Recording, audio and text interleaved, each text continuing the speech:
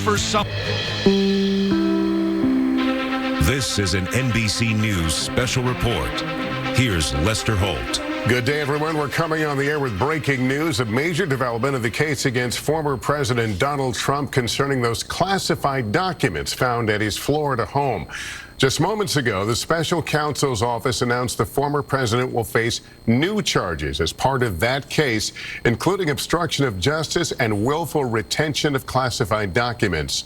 In addition, we now also know a new defendant has been named. It is a Mar-a-Lago employee named Carlos de Oliveira. That now makes 3 men who are defendants in this case: Mr. Trump, his valet Walt Nauta, and now Carlos de Oliveira. The case involves those highly classified documents found throughout the former president's Mar-a-Lago estate after he left office. That indictment marked the first time in history a former president was charged by the Justice Department. Mr. Trump has pleaded not guilty to all 37 felony counts related to his alleged mishandling of classified documents. I'm joined now by our senior legal correspondent, Laura Jarrett. A lot going on here this afternoon. Walk us through it. Yes, Lester, we have a significant development here. As you laid out, the former president of the United States now facing additional charges related to that federal grand jury investigation in Florida about his keeping and alleged mishandling of classified documents after he was no longer in the White House. The special counsel's office just sent out a release laying out what's new, which was quite helpful to us, adding that in this new proceeding indictment, which is what you do when you have new evidence, new developments, he's being charged with 1 additional count of willful retention of national defense information, which means he kept classified documents at Mar-a-Lago after he was no longer supposed to.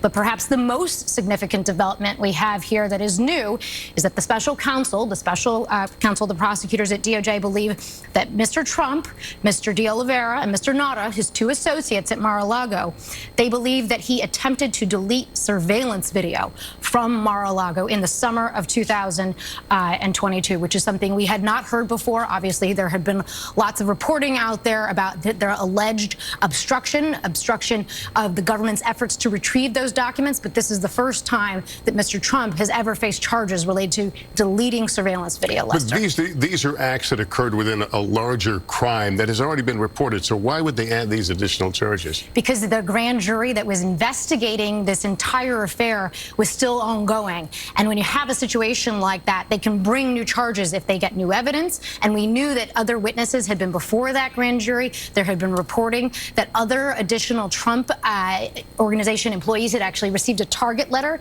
even after the former president had been indicted. And so it makes sense if new information comes to light, including, as the special counsel believes, that he actually attempted to delete surveillance video. So what is that in terms of adding to the weight of the charges in general? Does this move the needle in this case dramatically? Well, what he was facing already in this multi-count indictment was already serious. I think the affirmative act of actually deleting evidence certainly adds a new dimension to it, and it certainly ups the ante, if you will. But he was already, as you know, and as you are well aware, was facing quite a number of years for those obstruction counts. Even one of those can range in 20 years. Not to say that that would be something that would actually come to pass in this case. He obviously has said he did nothing wrong, has pleaded not guilty in this case. But I think this is a significant development as it provides a little bit more color into the government's case, and the investigation is ongoing. So there may be even more that comes out of this, and certainly adding a new defendant adds another layer of complication. But one thing we should note, Lester, is given this development, they had a trial date in this case set for May. That is almost certainly now expected to slip. If you add new charges, you add new complications, and the idea that that May trial date, which was already pushing it from Judge Cannon there in Florida, it seems far-fetched that that will stick. Let me bring in our colleague, Danny Savalas. Danny, this comes on a day that we were all on edge with this anticipation we might see a new indictment related to the efforts to thwart the 2020 election results. What do we know, or what can you glean from what's happened here in terms of what happens next in that case? Yeah, I'm just getting through this document here, but at the same time, I mean, this has no effect on the timing of the January 6th investigation, whether or not we'll see an indictment, whether or not Trump would be named in that indictment. But You folks brought up a very good point. You're looking at that. There's a very good way of figuring out what's new about this superseding indictment. Sometimes it can be difficult, but one of the things that most federal indictments do is they tell you right up top what statutes are being charged. And you see there the one difference between the first indictment and this superseding indictment is Section 1512B2B. And so you can go pretty quickly through a large document and find out that the new charges relate to, because the other charges related to basically the same kind of statute. The new ones relate specifically to destroying, mutilating, concealing records or documents, including, in this case, it appears, video footage that may have been destroyed, at least according to the indictment. Now, normally folks think, well, is an indictment, shouldn't it be the final statement of prosecutors? But prosecutors obtain superseding indictments all the time as their investigation moves on. So there's never a promise that this is the last superseding indictment. We may see a second superseding indictment, a third superseding indictment. But one might think also that the special counsel's office will want to be as complete as they can and avoid successive superseding indictments. They'd probably want to wrap it up maybe with one or two.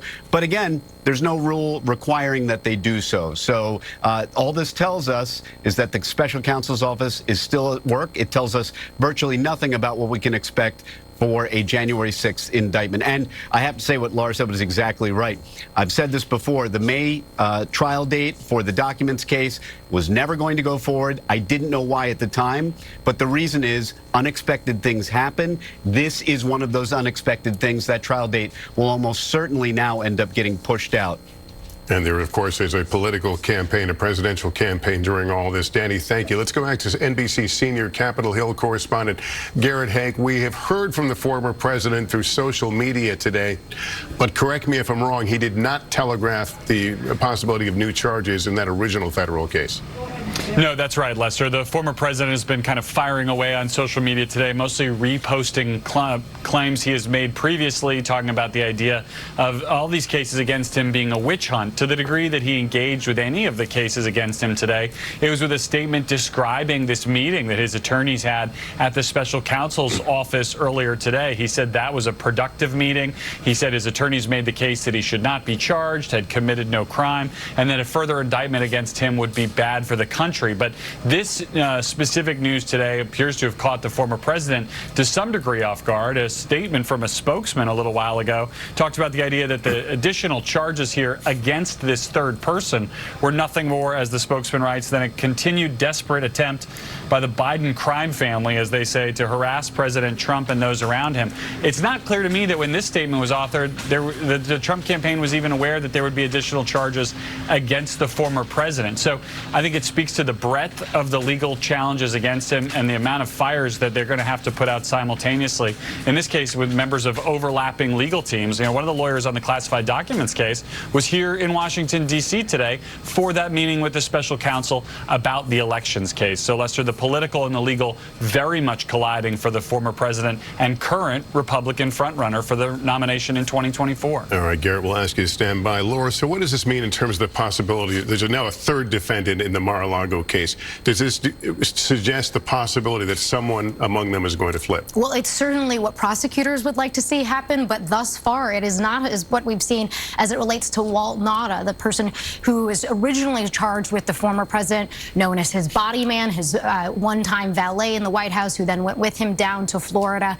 So obviously prosecutors would hope that this latest defendant, a maintenance worker who also worked in Florida, would eventually cooperate. But as of right now, we don't have any indication to believe that would happen. I would also just note here, Lester, that the charge as it relates to the willful retention of classified documents, keeping those documents at Mar-a-Lago, we don't have much information about what that document might be, although it is now described in this new indictment as a presentation concerning military activity in a foreign country, Lester. And of course, they claim to have evidence of the video evidence and of some of these documents being moved as well. Laura, thank you very much. That concludes this NBC News special report. We'll have much more on nightly news, which for many of you will start right now. I'm Lester Holt, NBC News in New York. Thank you for watching.